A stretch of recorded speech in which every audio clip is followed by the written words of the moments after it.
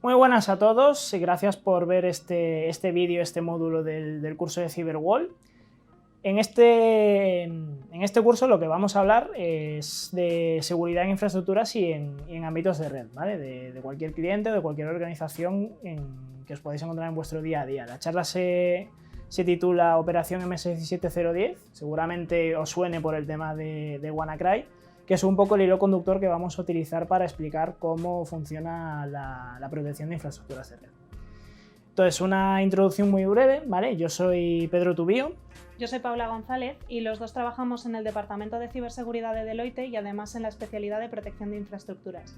Así que a lo largo de esta conversación no solo trataremos de hablaros pues, qué es la información, cómo protegerla, sino también pues, que conozcáis un poquito mejor con qué infraestructuras nos podemos encontrar dentro de los diferentes entornos de trabajo y a qué le tendríamos que prestar atención dentro de cada una de ellas.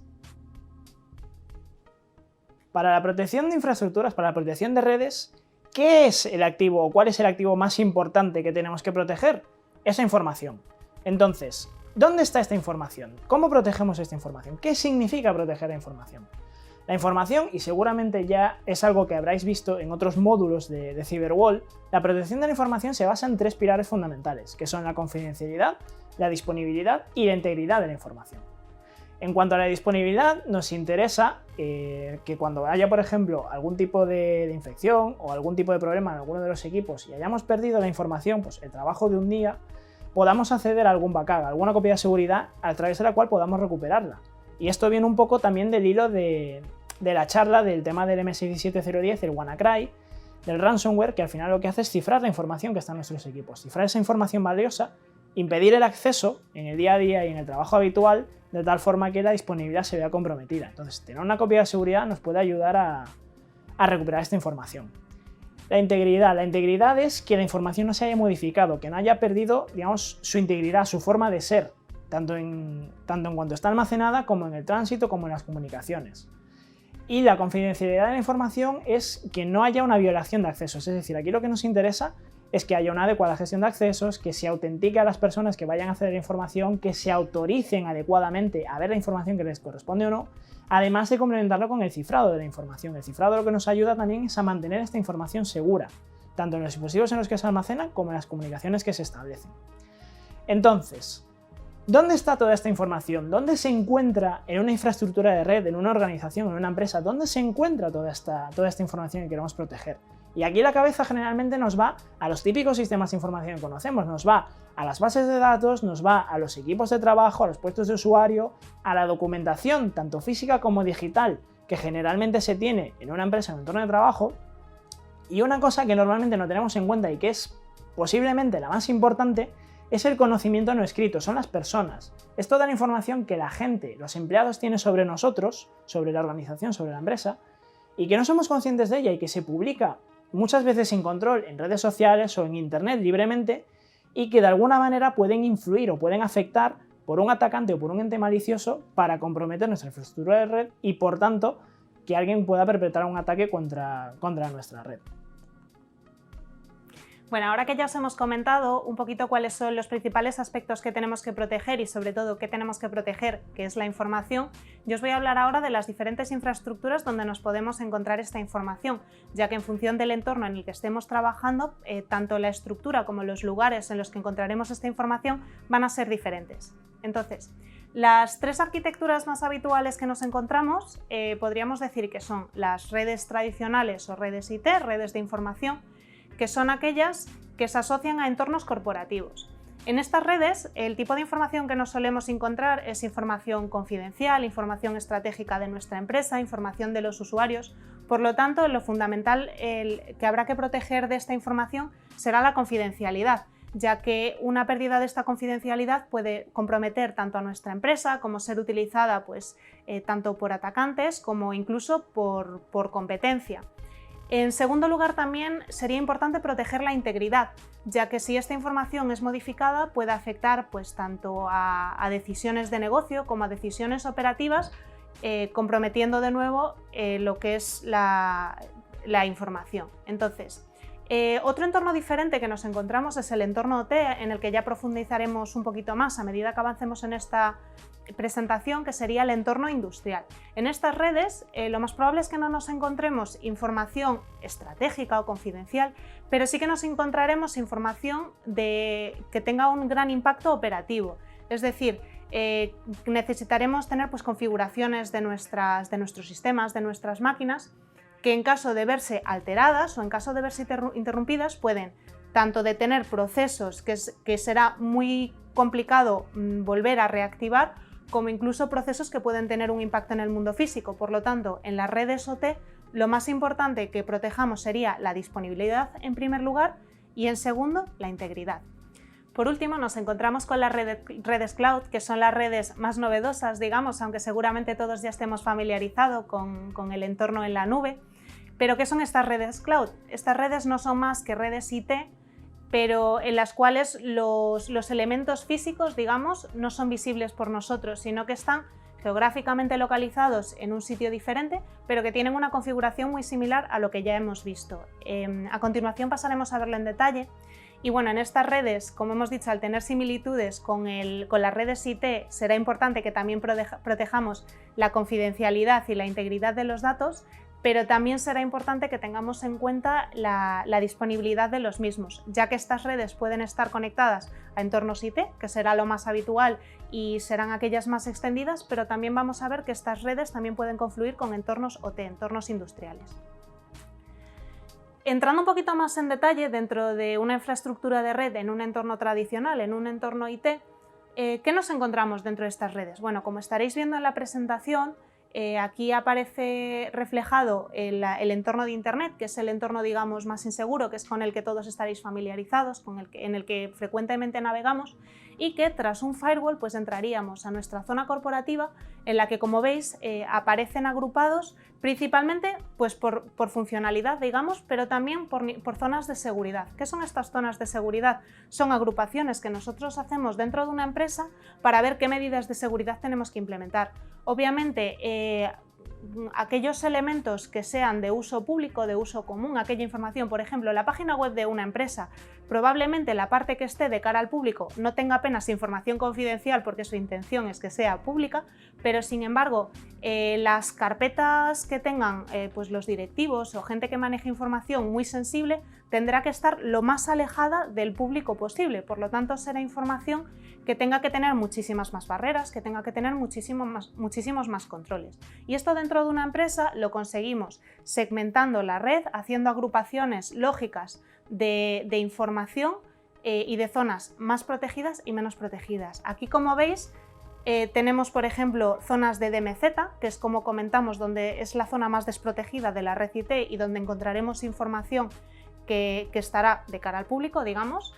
Y tenemos también, por ejemplo, zonas de backup, donde haremos la salvaguarda y la réplica de información que nos comentaba también Pedro anteriormente, pues que si perdemos información podamos volver a ella. Y nos encontramos también otras zonas, pues como puede ser la zona de backend, la zona de usuarios internos, incluso también podemos tener pues redes para usuarios externos, donde podremos limitar tanto el contenido que tenemos en ellas, como las medidas que implementamos dentro de las mismas, como el acceso que pueda tener cualquier persona a estas redes. Los entornos industriales son un poquito diferentes. Como veréis aquí, nos encontramos, si os fijáis en la zona superior donde pone nivel 4, aquí nos encontramos una red IT, y es que los entornos OT, los entornos industriales, aunque son independientes de los entornos IT, cada vez confluyen más con estos. ¿Por qué?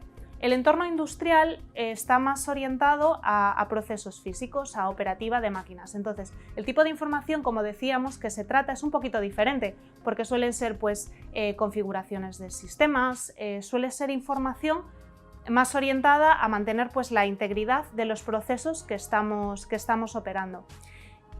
Actualmente cada vez confluye más con las zonas IT, y entonces nuestro propósito fundamental va a ser, por una parte, que mantengan toda la independencia posible, es decir, que por ejemplo si hay un ataque o la zona IT, la zona de información, la zona corporativa se ve afectada, que este riesgo no se traslade a nuestra zona industrial y que los procesos puedan seguir operando.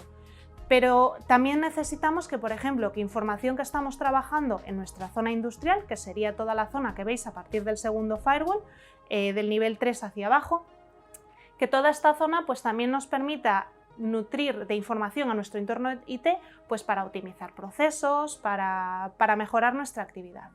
Entonces, como veis aquí, el propósito de estas redes fundamentalmente sería mantenerse en contacto, en constante funcionamiento y además mantener la información más indispensable siempre disponible. Por último, como podéis ver aquí, tenemos la arquitectura de redes cloud. Como veréis, es bastante similar a la red de IT que mostrábamos en un principio.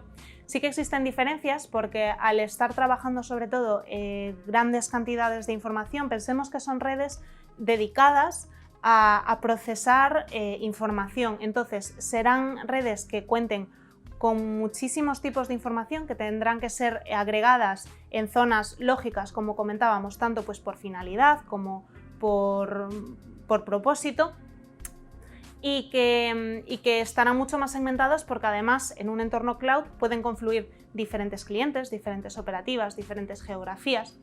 Entonces, estarán mucho más divididas que las redes IT que comentábamos al principio, pero su arquitectura se sigue asemejando bastante a la misma, ya que digamos que no son más como arquitecturas IT muy especializadas y muy desarrolladas con un propósito muy específico, que son, pues como veis aquí, la externalización de costes principalmente y de aplicaciones, y además proporcionar esta alta disponibilidad. ¿Pero qué pasa hoy en día? Que hoy en día no es tan sencillo el proteger solo un tipo de infraestructura o centrarnos solamente en cómo proteger cada una de estas infraestructuras, porque todas ellas tienden a confluir cada vez más, como hemos estado viendo. Entonces, enlazando con lo que hemos estado comentando hasta ahora, ¿dónde está la información que tenemos que proteger? ¿Tenemos que proteger de forma diferente cada una de estas redes? Bueno, hoy en día estas redes, como hemos comentado, tienden a confluir cada vez más. Por lo tanto, no hay una solución única para entornos IT, una red única para entornos OT, ni tampoco hay una solución única para cuando estos entornos confluyen. Entonces, bueno, como veis aquí tenemos una representación de una red en la que confluyen las tres arquitecturas que hemos estado comentando hasta ahora, pero es que además, ¿dónde se sitúa la información en cada una de estas redes para las que tendremos que plantear medidas de seguridad? Bueno, aquí tenéis un pequeñito ejemplo de una red IT donde nos encontraríamos la información fundamental, de la cual fundamentalmente buscaríamos proteger la confidencialidad, la integridad, que nos podríamos encontrar, pues por ejemplo, en las bases de datos, en las aplicaciones de servicios que tenemos dentro de nuestra red IT. Dentro de los entornos OT nos encontraremos fundamentalmente, sí que en la capa corporativa, porque como hemos dicho, los datos que operen en la zona industrial serán procesados muy probablemente a nivel de negocio dentro de la capa corporativa, pero es que dentro de nuestro propio entorno industrial también tendremos información. Será una información diferente a la corporativa, ya que de nuevo estará mucho más orientada a procesos que a objetivos de negocio, pero también nos lo encontraremos pues, dentro de los servidores que se encuentran dentro de estas zonas. Y ya por último, dentro de la red cloud, nos encontraremos pues, de nuevo en las bases de datos similares al entorno IT, pero mucho más especializados. Entonces, oh my god, nos encontramos con un montón de puntos, con muchos tipos de información diferente, con diferentes objetivos, con diferentes barreras, con diferentes usuarios, con tanto propósitos como características muy diferentes. Por lo tanto, pues bueno, en esta charla os iremos comentando con el ejemplo del caso de WannaCry, cómo accedió este ransomware a una estructura corporativa, cómo se fue extendiendo y cuáles son las medidas que nosotros podremos plantear, independientemente de los entornos en los que nos encontremos, para proteger cada una de nuestras arquitecturas. Como comentaba mi compañera Paula, en el caso de WannaCry, ¿qué ha pasado con WannaCry? ¿Qué es exactamente el mensaje que queremos transmitir con este virus, con este ransomware que seguramente a todos nos suene? Bueno, al final, lo de MS17010 no es WannaCry como tal. MS17010 es un parche de Microsoft que lo que hace es solucionar las vulnerabilidades sobre las cuales WannaCry aprovechaba para colarse en las redes de los clientes, de las organizaciones, y cifrar la información que en ellas estaba contenida. Entonces, sabiendo que es un parche, sabiendo la existencia de este parche, aquí hay un mensaje que sí me gustaría transmitir y es un dato curioso sobre WannaCry, es que no sé si recordaréis cuando fue el momento, seguramente muchos de vosotros sí, el caos vivido, todas esas noticias hablando del cifrado, de empresas como Telefónica, que en su momento tuvo que mandar a todos sus empleados a casa. Esto ocurrió un 12 de mayo de 2017, concretamente. Pero lo que muy poca gente sabe, o lo que muy poco se mencionó en aquel momento, es que la fecha en la que se lanzó el parche de MS17010, que es el que permitía a las empresas protegerse ante el ataque de WannaCry, fue el 14 de marzo, fue 2 meses antes de que ocurriese el ataque. Esto quizás es un mensaje curioso, pero lo que nos viene a transmitir es que todavía hay mucho trabajo por hacer, incluso después de WannaCry, parece que no se ha aprendido todavía la lección de mantener los sistemas operativos y todo el programa, todo el software que se tenga, mantenerlo actualizado y con los últimos parches de seguridad disponibles del fabricante, ¿no? Entonces, claro, ver esta diferencia de 2 meses pues, nos da mucho que pensar sobre la madurez y sobre cómo se están gestionando este tipo de sistemas en el día a día de los clientes y de las organizaciones. Entonces, ¿por qué WannaCry consiguió o tuvo un efecto tan letal, tan masivo en las infraestructuras de red? Realmente fue por 3 motivos, ¿vale? El primer motivo fue fue la falta de actualización de los sistemas, lo acabamos de comentar anteriormente. Luego fue también el cómo es la naturaleza del problema de WannaCry. WannaCry se aprovecha de un protocolo muy extendido, Samba, SMB, que lo que hace, o sea, es un protocolo que se utiliza para la compartición de recursos dentro de una red, por ejemplo, impresoras, ¿vale? Entonces, como es un protocolo muy extendido y muy presente en prácticamente todas las infraestructuras de red, es muy sencillo que si hay un problema de seguridad en este protocolo, haya muchas empresas o muchas organizaciones, una gran escala de sistemas que se vean afectados y de los que te puedas aprovechar para explotarla. Entonces, dentro de SMB había, digamos, 2 puertas, dos cosillas que podías hacer, ¿vale? Una se llamaba Eternal Blue, que era un exploit que se aprovechaba de una implementación mala del protocolo SMB para acceder a los sistemas y propagarse el malware. Y luego Double Pulsar, que era una puerta trasera, que de hecho si buscáis artículos pues se rumorea que ha sido la NSA la que la ha desplegado, identificado y demás. Y que WannaCry lo utilizaba para instalar y ejecutar el malware dentro de los equipos, ¿vale? También basado en SMB. Entonces aquí ya tenemos los 3 puntos principales, que es instalar el malware, ejecutar el malware y propagar el malware. Y todo en base a un único protocolo que está súper extendido en las infraestructuras de red de las organizaciones, ¿no? Entonces, si nosotros vemos una subred, pongamos que está plana, por ejemplo, y queremos saber dónde está el protocolo SMB, simplemente tenemos que mirar la red y está en todos lados. O sea, está en la DMZ o podría estar en la DMZ, no debería, pero podemos encontrarnos ahí. De hecho, ahora vamos a ver un ejemplo de sistemas publicados que tienen DMZ. Están los recursos internos, están los equipos de los usuarios, están las impresoras, está prácticamente en todos los lados de la red. Tú miras una infraestructura de red y a poco que te pongas a mirar el tráfico que está pasando vas a encontrar tráfico SMB.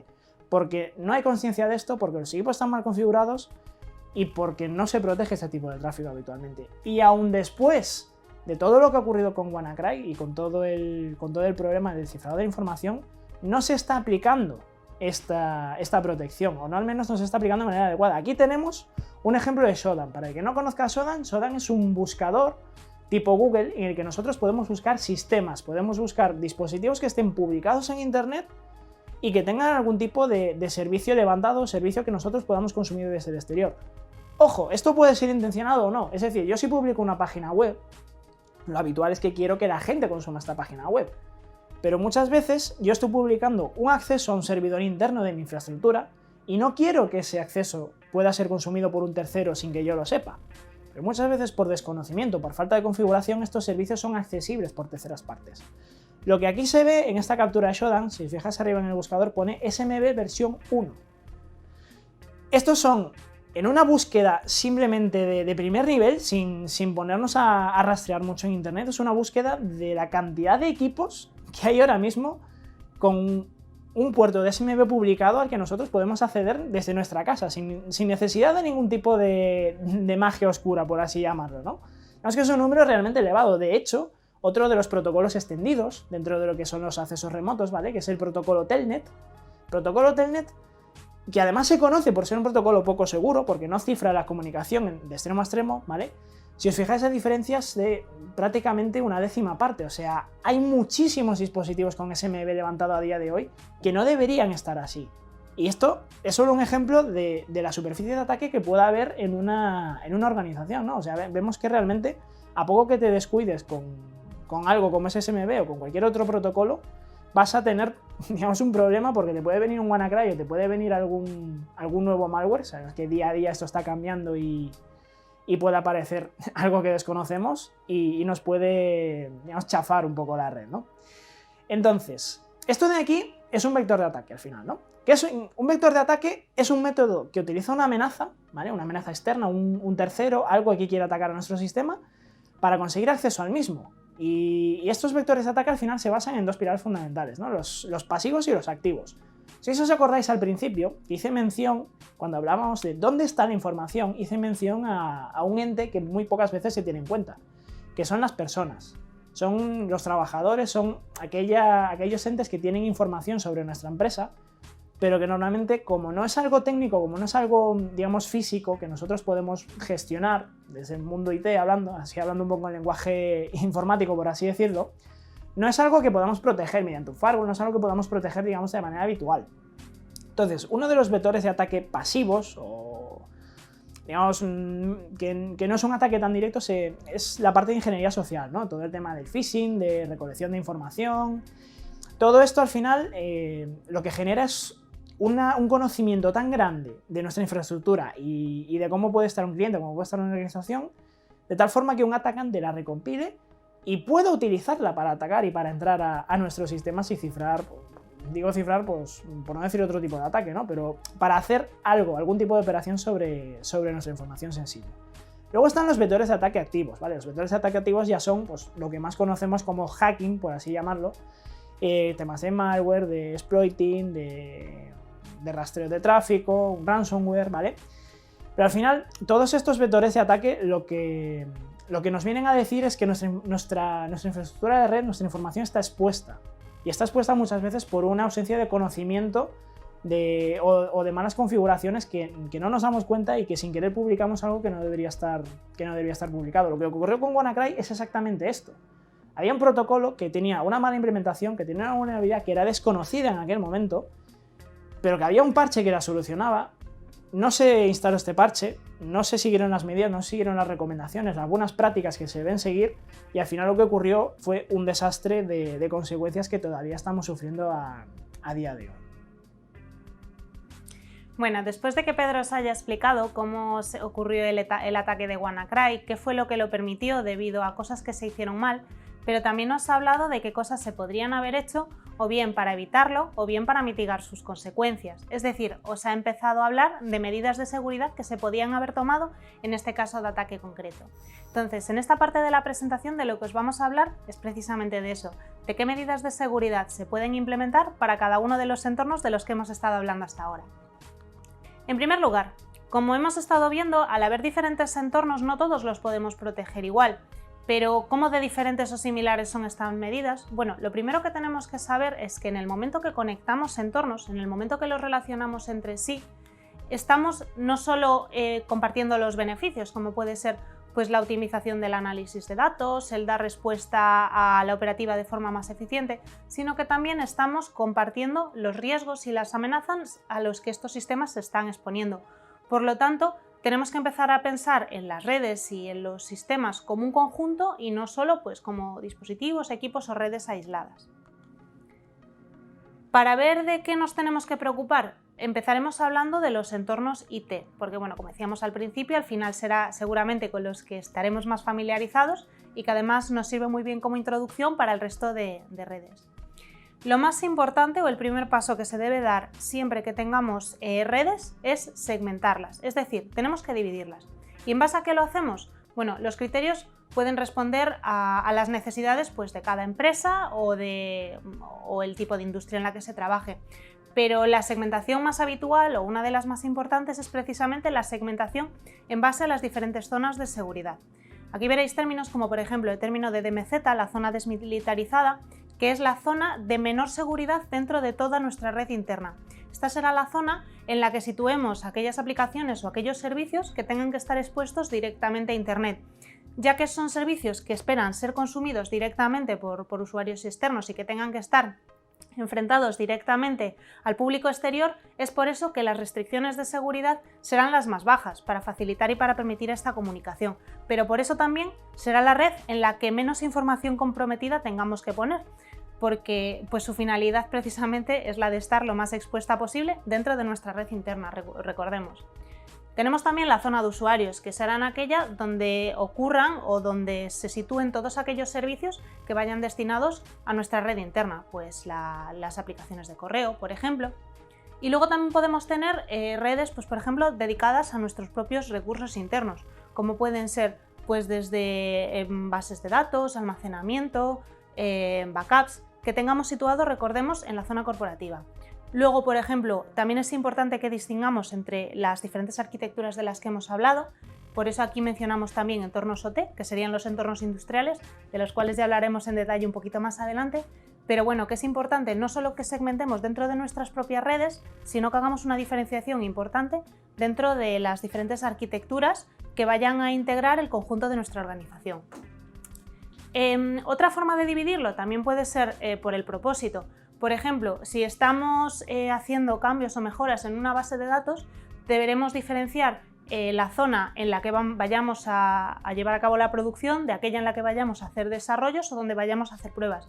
¿Por qué? Porque, por ejemplo, si necesitamos hacer modificaciones en una base de datos, si cometemos un error nos exponemos a eliminar toda esa base de datos. Sin embargo, si tenemos un entorno de pruebas en el que podamos trabajar con datos ficticios y ver cómo esos datos reaccionan a nuestras pruebas, en el momento que veamos que aquellos cambios que hagamos no afecten a nuestros sistemas o a nuestra información, podremos implementarlo en un entorno real sin arriesgar ni comprometer nuestros sistemas reales.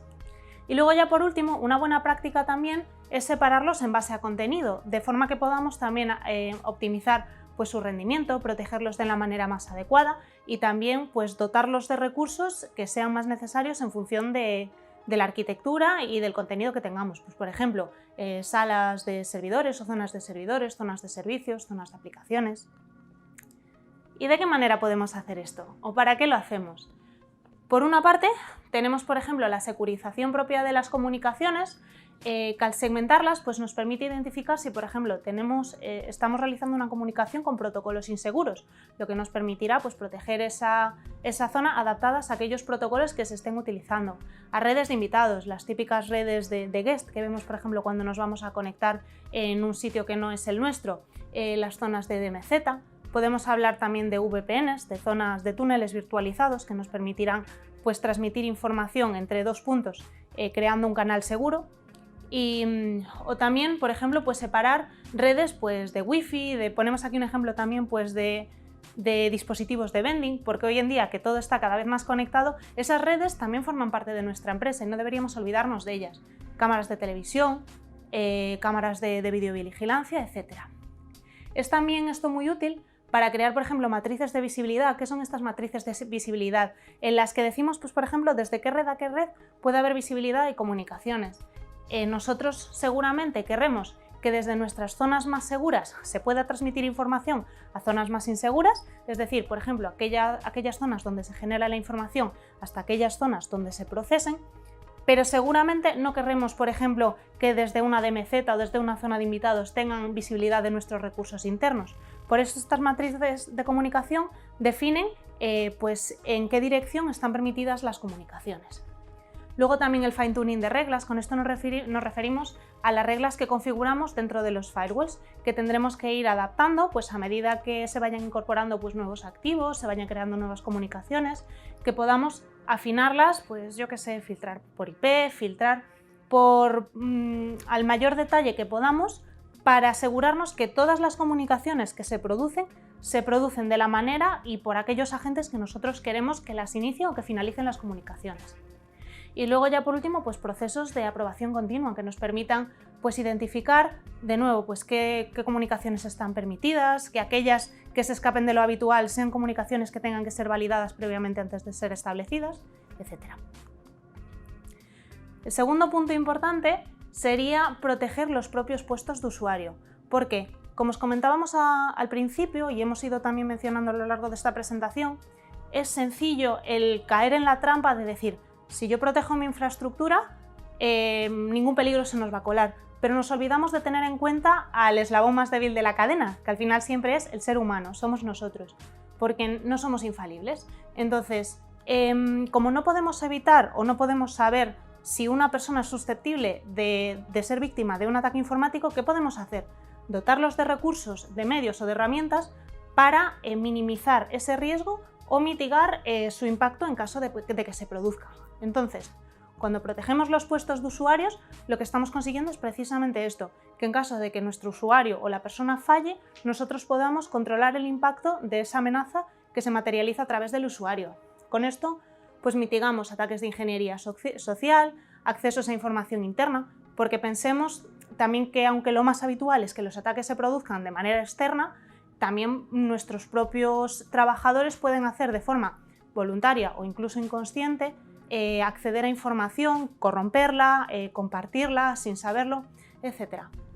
Y bueno, como vemos aquí, pues hablamos tanto de acceso a información que no sea debida, malas prácticas por conocimiento o desconocimiento, o incluso usos que sean deliberadamente malintencionados. ¿Qué podemos hacer aquí en caso de querer proteger nuestros puestos de usuario? Pues podemos implementar soluciones como por ejemplo EDRs o anti-malwares, que son dispositivos que lo que hacen es detectar y dar respuesta a amenazas que se estén produciendo en nuestros portátiles. Bueno, he dicho portátiles, pero podemos hablar de cualquier otro tipo de sistema o dispositivo que sirva como estación de trabajo de un trabajador. Anti-malwares pues que bloqueen ataques informáticos. Gestión de roles, el ver quién puede acceder a qué, con qué permisos, no solo quién puede visualizar o visibilizar o interferir en los procesos o en los sistemas, sino qué puede hacer una vez dentro de ellas. Políticas de contraseñas, el determinar pues la longitud, si se va a utilizar pues más de un medio de autenticación, si se tienen que utilizar diferentes caracteres. Host IDS e IPS, que son soluciones de detección y de prevención de intrusiones a nivel de host, a nivel de sistema final. DLP, Data Loss Prevention, que serían los dispositivos que previenen pues, que un trabajador de forma consciente o inconsciente, pues, por ejemplo, guarde en un USB información que sea privada de la empresa. Bloquear puertos, precisamente pues, para esto, pues, para no permitir realizar conexiones o implementar dispositivos que no deban incorporarse dentro de los sistemas. Bloqueo de procesos no autorizados, tenemos también software o aplicaciones que nos permiten controlar qué procesos deberían de estar bloqueados dentro de una estación de un trabajador. Proxies de navegación, que también hagan de intermediarios y que limiten a qué pueda acceder el trabajador. Cifrado, tanto sea por protección de la información, o sea, del acceso a la información, como comentaba Pedro al principio, pero también para proteger su integridad. Y también, pues, por ejemplo, ciclos de parcheados para asegurarnos que los equipos con los que trabajamos poseen aquellas medidas de seguridad más actuales o que mejor respondan a las amenazas actuales de nuestro entorno. Bueno, ahora que ya hemos segmentado nuestra red, que la hemos dividido y que además hemos protegido los dispositivos finales o las estaciones finales, que son los puestos de usuario, tendremos que proteger también aquello que permite las comunicaciones entre los diferentes segmentos, que son nuestra propia red. ¿Por qué tenemos que proteger esta red? Pues para, como bien decíamos antes, evitar la extensión de ataques de una zona a otra, de una red a otra, que no solo los ataques se distribuyan dentro del mismo segmento, sino que también lo puedan hacer a segmentos diferenciados. Para evitar también pues, la exposición de información, para evitar que lo que fluye por nuestras redes fluya pues, hasta destinos que no deberían acceder, para que usuarios que no deberían tener visibilidad de dispositivos o de información en otra localización o en otros sistemas puedan tenerla, para que no se permita tampoco el acceso, pues por ejemplo a backdoors. Esto era una práctica, por suerte hoy en día ya más erradicada, pero que antes era muy habitual, pues para presentar mantenimiento a los equipos se solía crear como puertas traseras a través de las cuales la gente de mantenimiento pues podía acceder a nuestros sistemas, pero que se ha visto que son muy utilizadas también para ejecutar ataques, por lo tanto hoy en día pues no es una buena práctica. O también para explotar recursos que no deberían ser explotados. Entonces, ¿qué hacemos cuando nos encontramos con estas redes que queremos proteger? Bueno, lo primero sería implementar soluciones como IPS o IPS, que son soluciones tanto de detección, en el caso del IPS, que te permitiría detectar si, por ejemplo, está habiendo una comunicación anómala dentro de tu red y así permitirte pues, analizarla, identificarla, y sobre todo enviar una alerta en el momento que dice, oye, esta comunicación no debería estar ocurriendo o esta transferencia de datos. Pero además tenemos también el IPS, que daría un pasito más, que se encargaría también de la protección. Es decir, en el momento que ha identificado una amenaza, no solo alertar sobre ella, sino también pues, bloquearla o reaccionar de la manera más conveniente para evitar pues, la proliferación de este ataque. Tenemos también, por ejemplo, los WAF, que son los Web Application Firewalls, que son firewall de aplicación específicos, que lo que hacen es filtrar pues, este tráfico HTTP tanto desde como que vaya pues, hacia la web. Tenemos también el NAC, que es el Network Access Control, que es un conjunto de protocolos que lo que nos permiten es tanto definir como implementar políticas de control de accesos pues, para que se lleven a cabo pues, controles de autenticación y que nos permitan pues asegurarnos que aquellas personas que están realizando las comunicaciones son efectivamente aquellas que creemos y que deben estar llevando a cabo esta comunicación. Tenemos también dispositivos o soluciones de protección contra DDoS, que son ataques de denegación de servicio distribuidos. Vale, por otra parte tenemos también los anti-ATP, que son ataques amenazas avanzadas, es protección ante amenazas avanzadas, que precisamente lo que permiten es identificar aquellas amenazas que son creadas pues, de forma más elaborada, que tienen pues, comportamientos cambiantes, para poder protegernos frente a ellas. Tenemos también los ataques de decepción, ataques de engaño, que nos permiten, tenemos software específicos que nos permiten detectar ataques pues, muy complejos, que lo que buscan es precisamente engañar al ser humano, pasar desapercibidos por ellos. En esto, por ejemplo, es muy típico en los ataques de 0D, los ataques de día cero, aquellos ataques pues, que aprovechan vulnerabilidades que todavía no son conocidas o para las que todavía no se han liberado parches, pues para penetrar en los sistemas y aprovecharse de ellos. Tenemos también, por ejemplo, pues el uso de protocolos seguros y con cifrado, pues para impedir pues, que las comunicaciones sean interferidas, que se corrompa pues, su confidencialidad, pero también que afecten a la integridad del contenido que atraviesa estas comunicaciones. Luego también tenemos que proteger nuestros propios sistemas, ya no solamente, bueno, hemos visto anteriormente que, por ejemplo, en el caso de los usuarios, como no podemos controlar al usuario final, lo que hacemos es proteger su equipo, proteger su puesto de usuario, pues lo mismo tenemos que hacer con otros equipos o con otros sistemas que forman parte de nuestra red. Pues como vemos aquí, desde nuestros servidores, proteger ya no solo equipos informáticos, sino pues aquí veis señalado también pues, que tenemos impresoras, hablamos también del conjunto de centros de procesamiento de datos. ¿Por qué? ¿Por qué hacemos esto? Bueno, pues porque estos equipos también están expuestos no solo a amenazas digitales, sino incluso a amenazas físicas, ya que, pues, por ejemplo, puede venir alguien y cortar los cables de nuestros dispositivos o se puede colar alguien en nuestras instalaciones. De poco sirve que protejamos nuestra red o nuestra arquitectura a nivel lógico si luego descuidamos la parte física.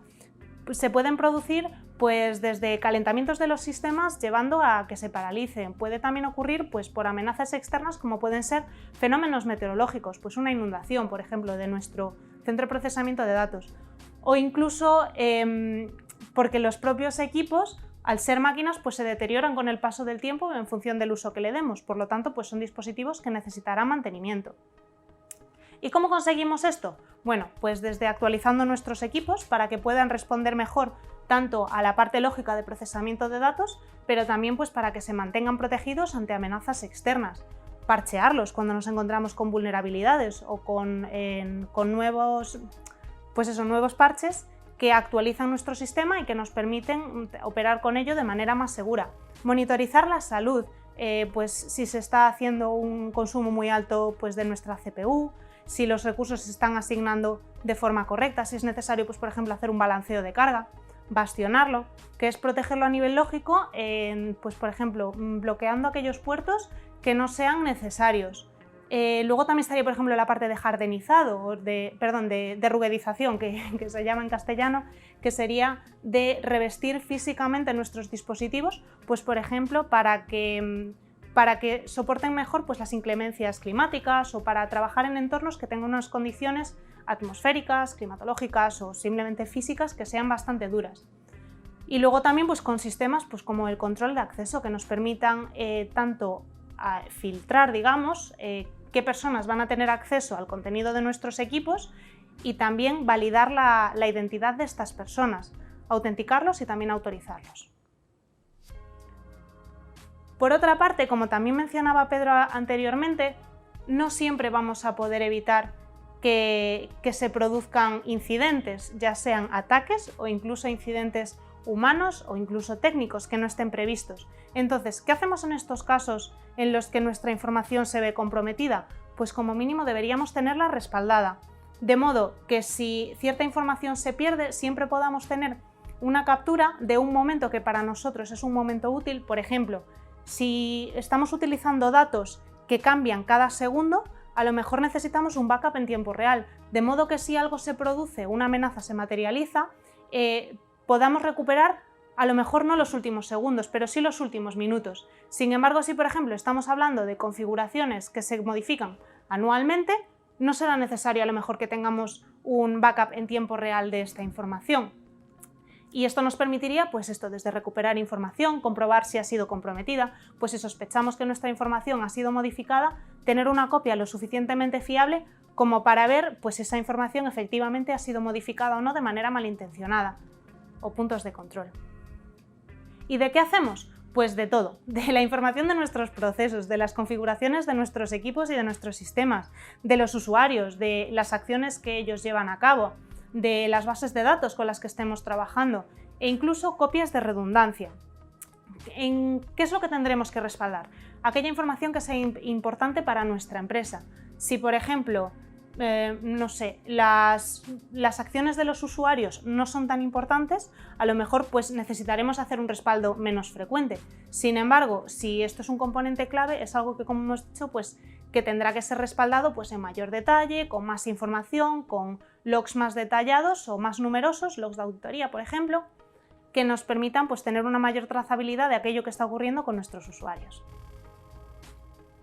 Y luego también tenemos dispositivos nuevos, como son los dispositivos móviles. Cada vez es más frecuente que dentro de los entornos corporativos la gente tenga que utilizar su teléfono móvil para trabajar, ya sea pues para autenticarse, por ejemplo, con un doble factor de autenticación o incluso porque sea uno de sus medios de trabajo.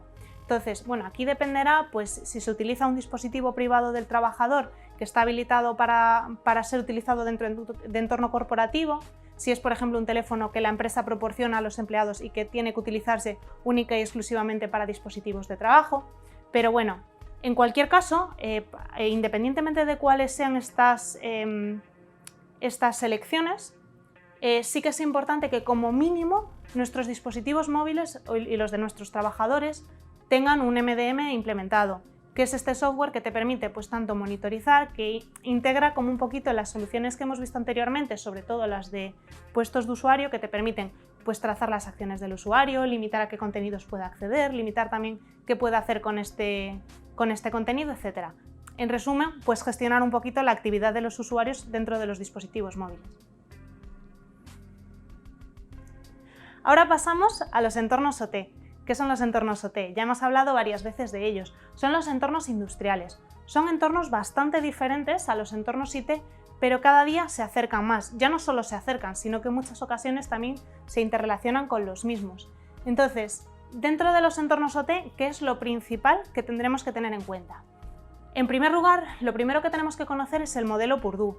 El modelo Purdue, ¿qué es? Es una arquitectura que se ha definido o una estructura en la que vamos agrupando en zonas de seguridad los diferentes elementos que se encuentran dentro de nuestro entorno industrial. ¿Por qué?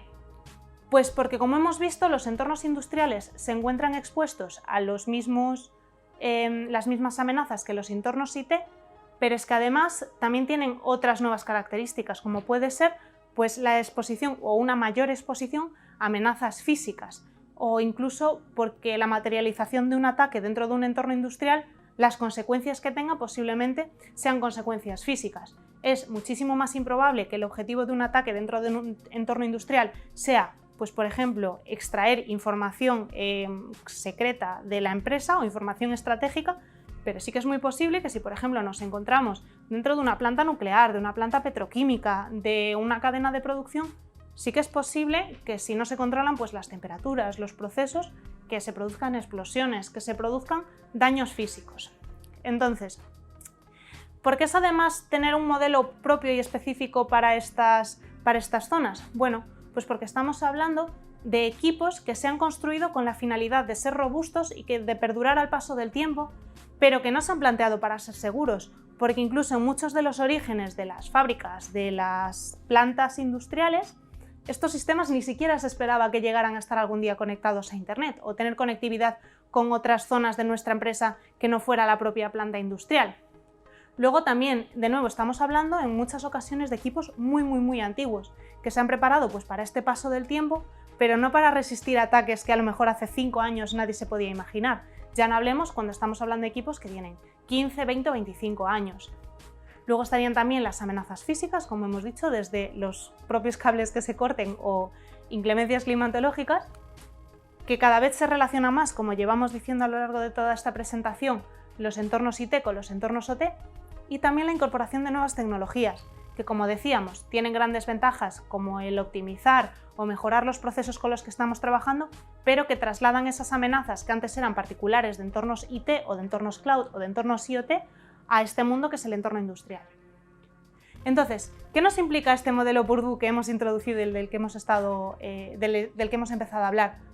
Pues nos traería estos niveles de seguridad de los que ya hemos hablado, de estas zonas de seguridad, desde la zona más confiable, que sería lo que se llama aguas arriba, que sería pues de nuestro firewall hacia arriba, es decir, de nuestro firewall industrial, desde el que está situado en la capa 3, que sería nuestra zona corporativa, hacia aguas abajo, que sería ya la zona propiamente industrial, en la cual cuanto más abajo vamos bajando en los niveles, estamos hablando de zonas más seguras, más protegidas, más confiables, y cuanto más alto, pues de zonas más inseguras.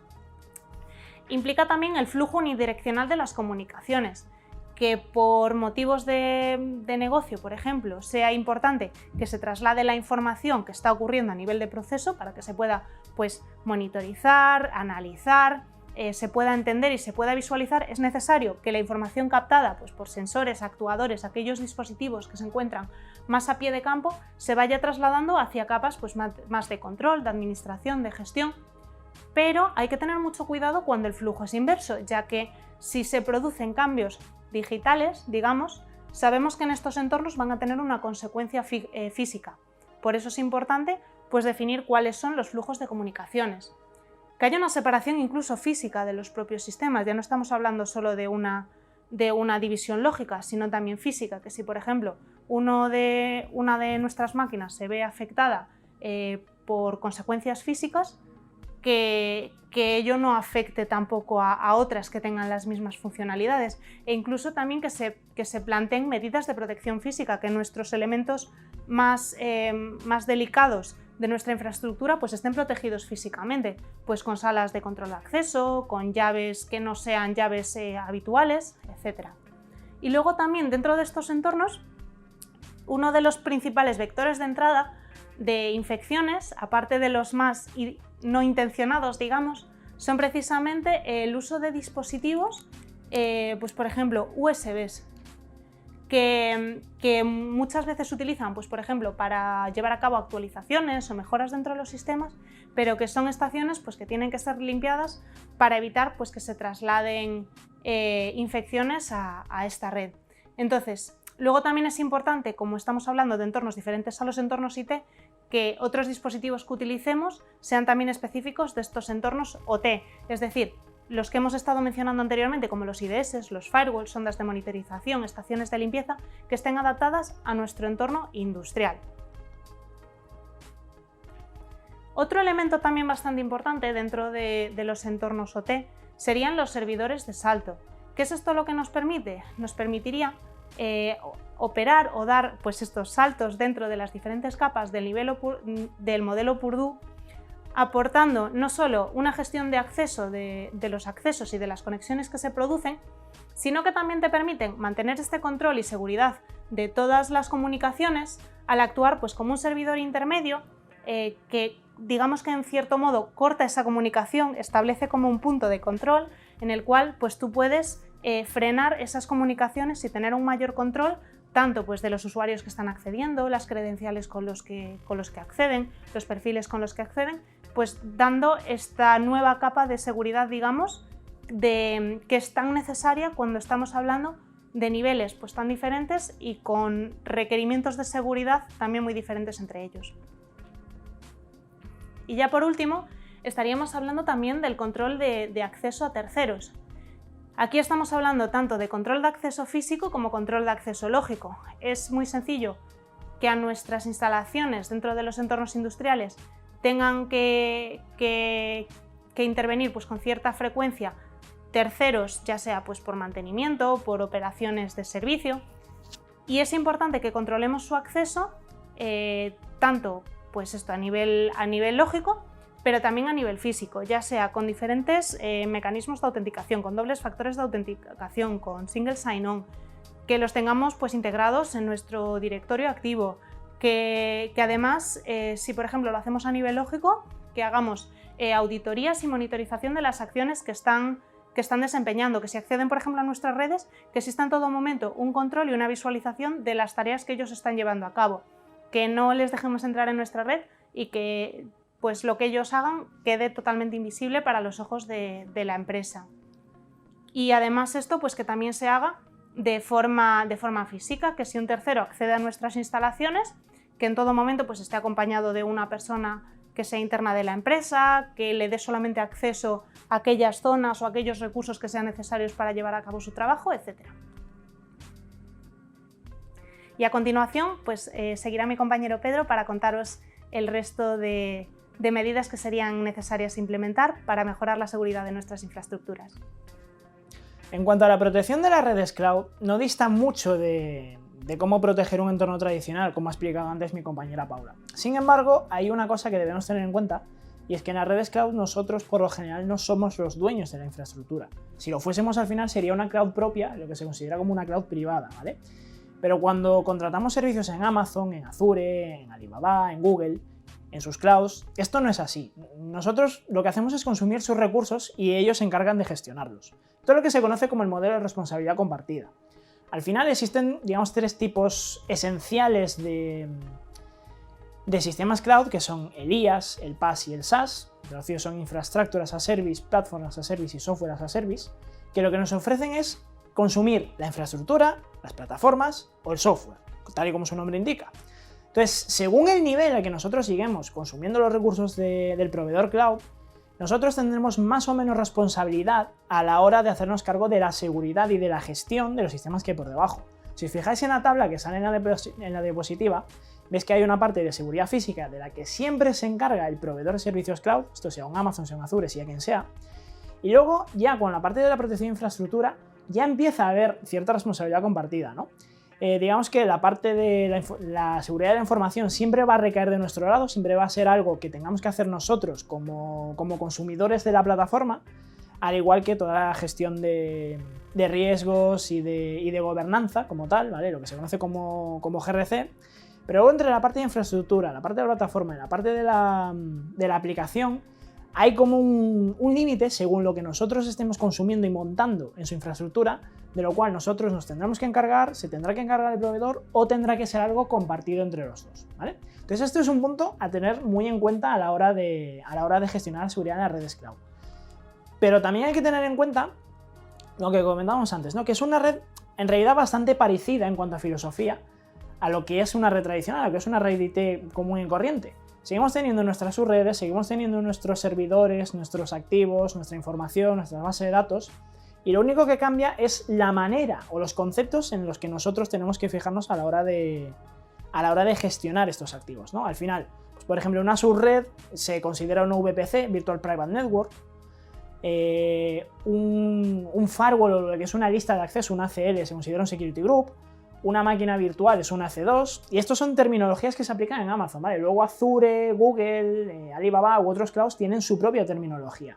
Esto es una de las cosas que tenemos que tener en cuenta, pero más allá de lo que es el cambio de paradigma, tenemos que abstraernos de todo eso y pensar que estamos ante una red IT prácticamente normal. La única diferencia es que los servicios están en nube y hay que tener mucho cuidado con lo que protegemos, con lo que publicamos y a lo que se tiene acceso y a lo que no, ¿vale? Que básicamente es lo mismo que tenemos que tener en cuenta en una red tradicional.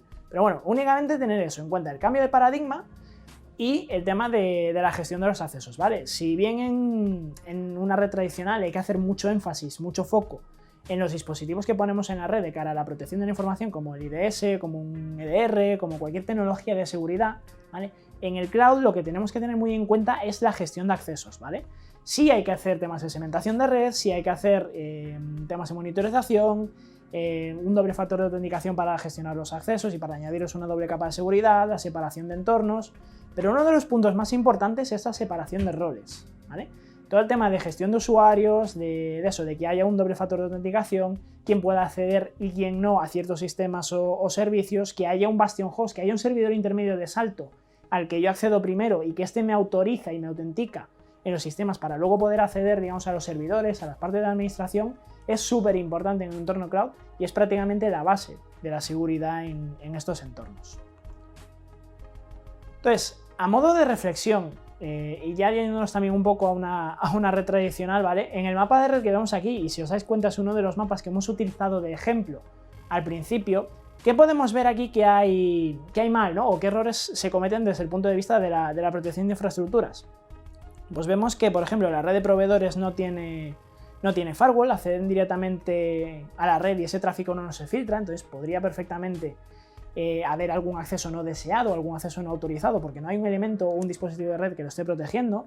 Vemos también que no hay separación de entornos, vemos dispositivos que están publicados cuando no deberían estar publicados, vemos por ejemplo la red de backup que está conectada a su vez con la DMZ y con el backend, ¿no? Vemos como ciertos fallos de diseño que haciendo una adecuada separación, una adecuada segmentación de red, no deberían suponer un problema. Esto ahora mismo tal y como está sí supone un problema porque, por ejemplo, volviendo al hilo de WannaCry, si WannaCry me infecta el servidor de aplicaciones o el servidor de financieros, son los ejemplos que salen ahí, es muy fácil que se extienda a todo lo que tengo en la DMZ.